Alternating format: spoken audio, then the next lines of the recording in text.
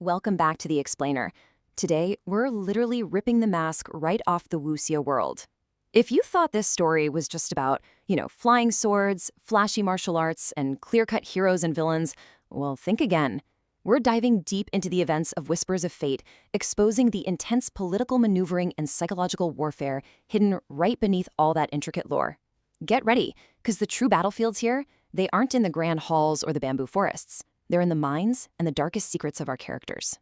So it begs the question, are the so-called righteous sects truly just, or are they simply better at hiding their sins?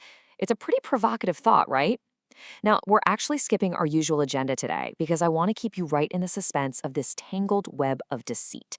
We're going to track how one single, seemingly minor decision unravels an entire facade of morality, exposing a rot that goes literally all the way to the top.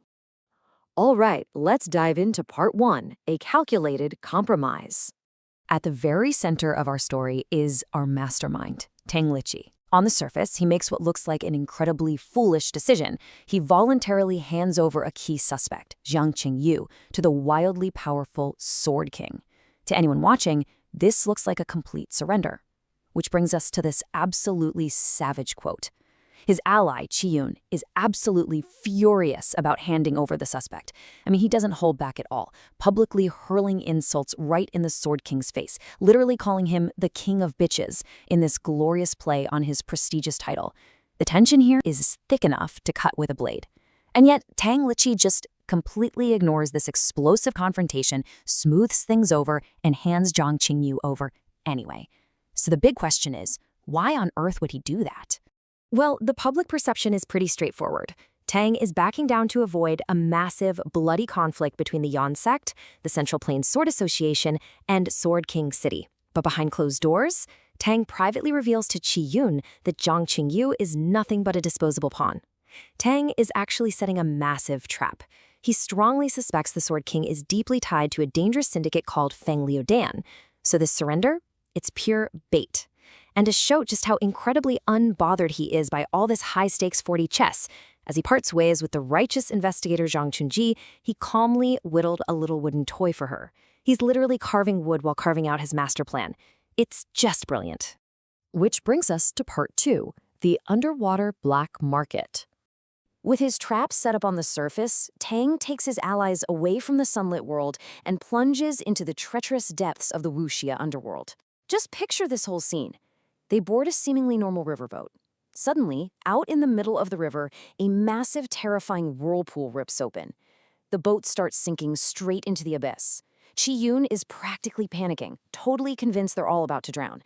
And what is Tang Lici doing during all this? He's sitting elegantly at the front of the boat, calmly snacking on roasted chestnuts, just casually telling everyone to hold on tight.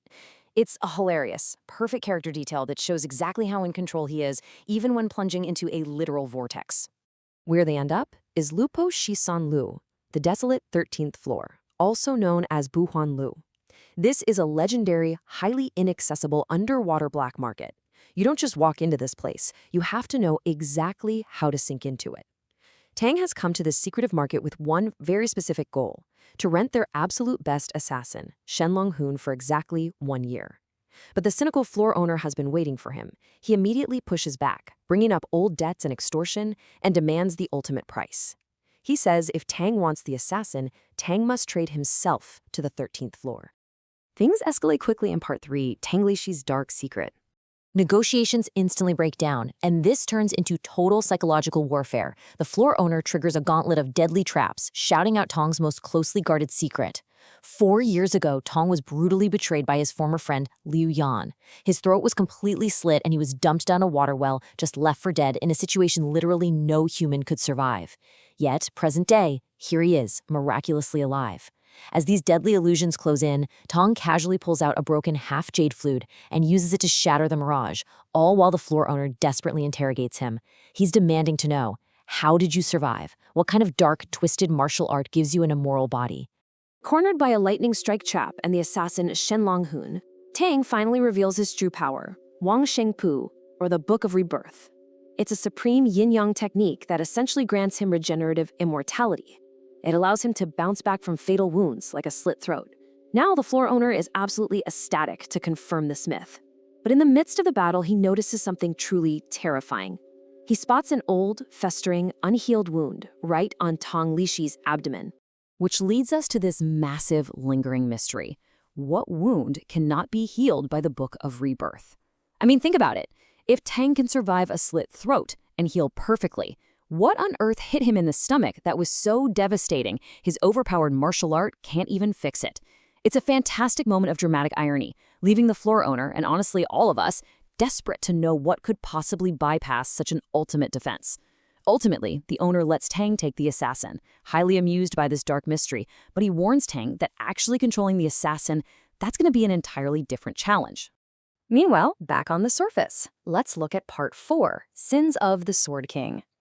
While Tang is perfectly executing his strategy down in the abyss, the villains up above are descending into absolute chaotic infighting. Just look at this mess of conflicting agendas. First, you have the suspect, Jiang Qingyu. His goal? Pure survival. He promises he'll stay quiet forever if he can just go off and be a farmer. Then you have Madame Bai, the handler from the evil Feng Liudian syndicate. Her goal is a clean cover-up. She wants to frame Zhang's death as a fearful suicide to keep the syndicate totally hidden. But then, look at the Sword King. The man is so fueled by arrogant paranoia that he takes impulsive action. He just straight up slits Zhang's throat to silence him immediately.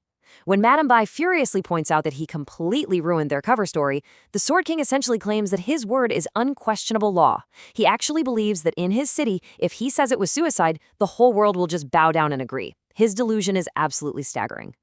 And that delusion brings us to Part 5, the righteous sex hypocrisy. Simultaneously, over at the Grand Hall, investigator Song Chunji returns to deliver the truth to the esteemed elders. She brings hard, irrefutable evidence, a deadly Xingui Jujin pill she found during her mission, directly tying the Sword King to the Dark Syndicate. But look at how the truth is treated here. To protect a 300-year legacy of the Sword King's quote-unquote good name, they completely dismiss her evidence. They decide it's just way easier to blame the outsider, Tang Lici, as the mastermind. And when Zong actually tries to defend Tang, these supposed beacons of morality resort to vicious personal attacks. They mock her youth, claim she was seduced, and even throw her family's low-class butcher background right in her face. It is just infuriating hypocrisy. To keep their fake, fragile peace, Zong's master is literally forced to physically bow down and apologize to these corrupt old men on her behalf. The so-called righteous path is shown to be completely soaked in lies and self-interest. Which leaves us with this final, burning question. With the massive Yuuzhan Sword Festival rapidly approaching, an event that is going to gather all these factions in one single place, how long can these righteous sects hide their crumbling facade? Tang Lici has an assassin and a master plan. The Sword King is acting completely impulsively, and the elders are desperately holding on to a lie. This pressure cooker is absolutely going to explode, and the collateral damage will be immense. Thank you so much for joining me for this explainer. Before you go, I want you to think about something. What do you think Tang's unhealed wound really is? Ponder that for a bit, and I'll see you next time as we continue to decode the brilliant, twisted layers of this story.